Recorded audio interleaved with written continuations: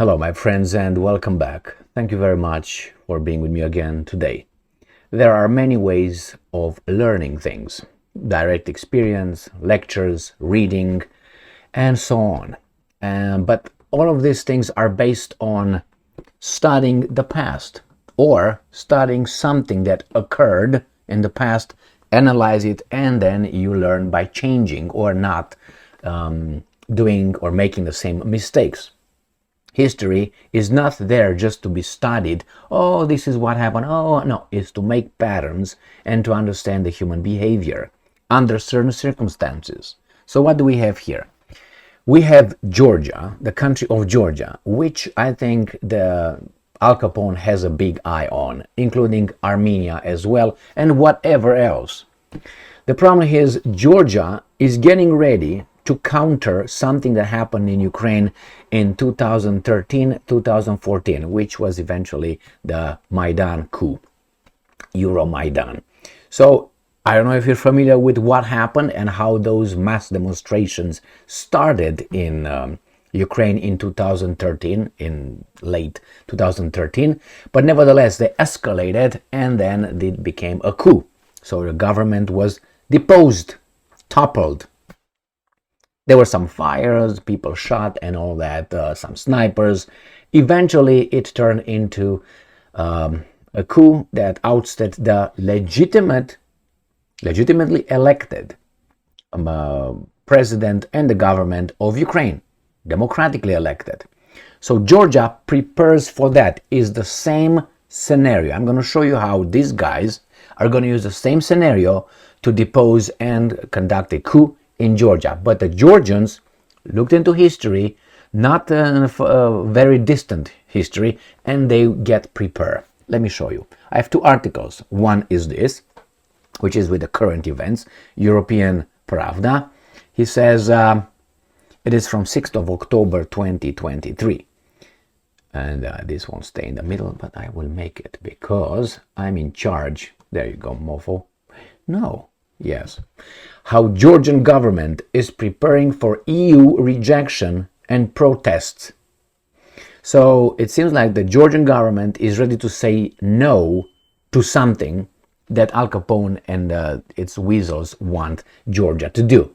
And then they are preparing for what happened in Ukraine, which was the Euromaidan on 2014 and 13. So let me show you a little bit this article. And then I will show you another article coming from a BBC, which is from actually 2013 right here. And it says Ukraine protests after Yanukovych EU deal rejection. So this is how the whole thing started in Ukraine in 2013. After the elected government of Yanukovych said, you know what, I will reject the deal the European Union made.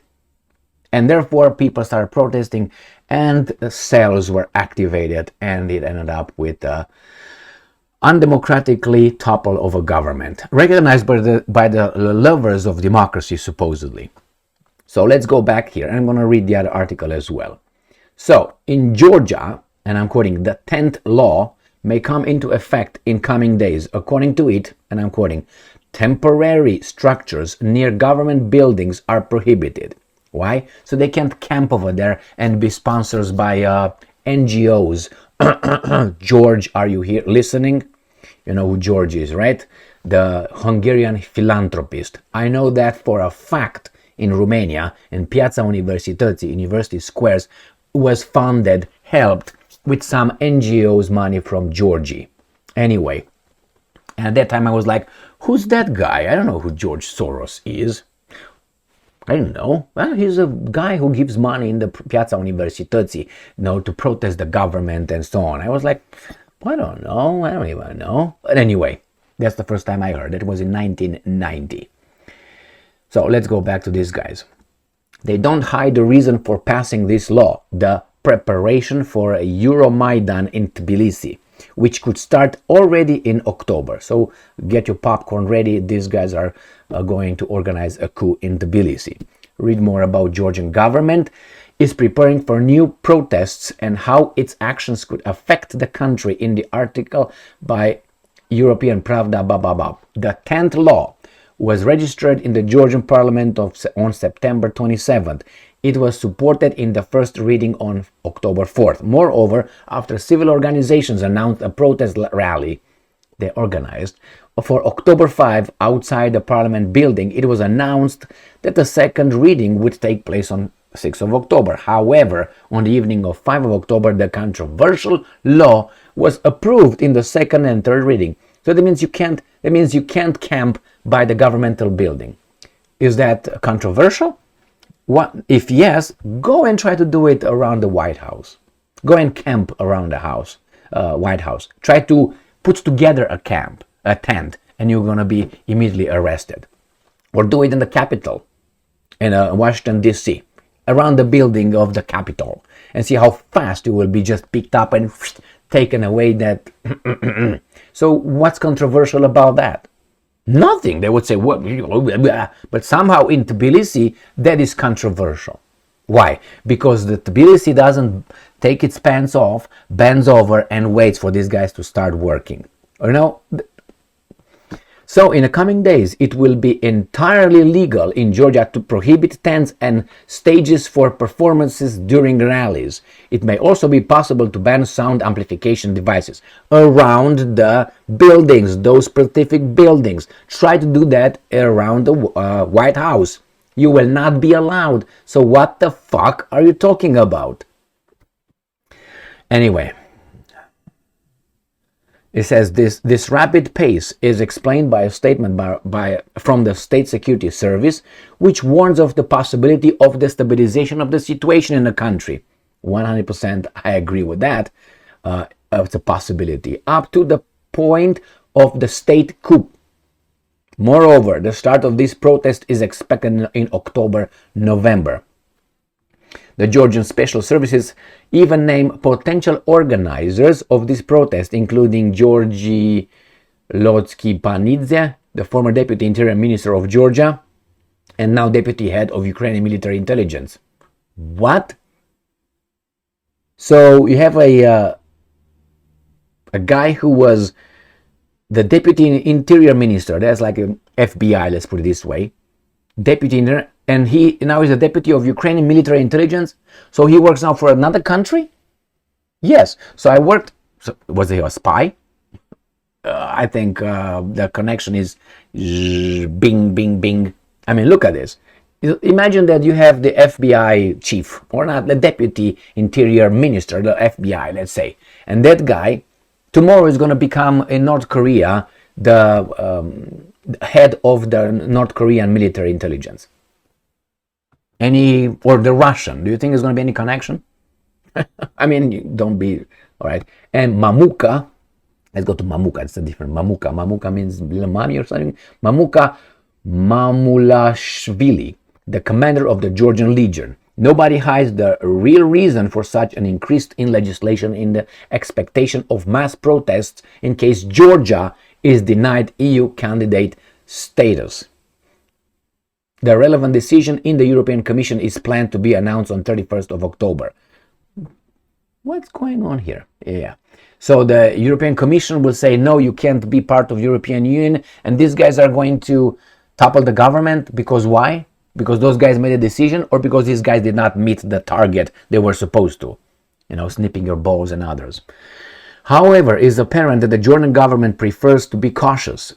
We cannot rule out that the relevant decisions will be unofficially announced earlier. Although there are indeed many reasons why Georgia could be denied candidate status, it is supposed that this status should be granted to Georgia as an advance to order to prevent its further rapprochement with Russia. So I give you this, don't go there. I mean, you can be a thug, but if you're my thug, I'm okay with that. They did this all the time. In addition, the Georgian government has an ally within the EU. Hungarian Prime Minister Viktor Orban actively supports granting candidate status to Georgia. However, the adoption of the 10th law only further distances Georgia from the candidacy. Look at if you can do that at the White House, and not only. Do it in front of, let's say, Élysée Palace in France, or Buckingham Palace in London. Do that. Try that and see what happens. Should we expect mass protests in Georgia? If even the rushed approval of this law does not trigger mass protests, then a very uncomfortable question arises. Why do we expect mass protests, let alone a Georgian Euromaidan? Will be triggered by Brussels' rejection of candidate status for Georgia. Yes, almost 90% of Georgians support the country's path to the EU. However, for some of them, the government argument that the reason for the poor relations with the EU is Georgia's refusal to open a second front in the war against Russia, as the West allegedly demands from Tbilisi, is acceptable. So you see, they want to be. You open a new front against the Russians? No, you're not going to be part of the European Union. Yeah, 90% of your population wants to be in the European Union, but your government doesn't want to attack Russia. So what are you going to do? Attack Russia? For those interests again? Here. Ukraine protest after EU deal rejection, November 2013. Thousands of people have staged fresh protests in Ukraine's capital, Kiev, at President Viktor Yanukovych's refusal as the government to sign an EU association agreement. Are they entitled? Are they voted in the office? It's like I'm going to stage right now a big protest because I disagree with $115 billion sent to Ukraine. That's the government. Do I agree with that? What am I supposed to do? Topple the government? No, but these guys are saying yes. So look at these guys. They refuse to ratify, to sign a deal. So what? Were they supposed to?